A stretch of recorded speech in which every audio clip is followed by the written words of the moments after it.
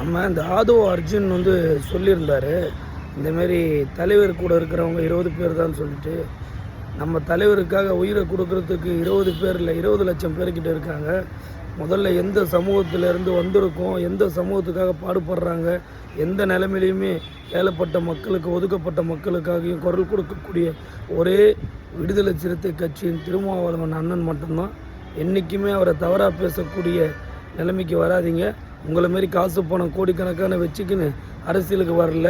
ஒருவேளை சோத்துக்கும் கஷ்ட நிலையில் இருந்து இன்னைக்கு மக்களுக்காக பாடுபட்டு 30 வருஷமாக அரசியலை கையில் கொண்டு களம் இறங்கி பணிபுரிந்து அந்த அளவுக்கு கஷ்டங்களை அனுபவப்பட்டு அரசியலுக்கு வந்திருக்காரு. உன்ன மாரி கட்சியை விட்டு கட்சி தாவி கட்சியை விட்டு வரவில்லை. தலைவரை பற்றி பேசுகிறதுக்கு எந்த தகுதியுமே இல்லை.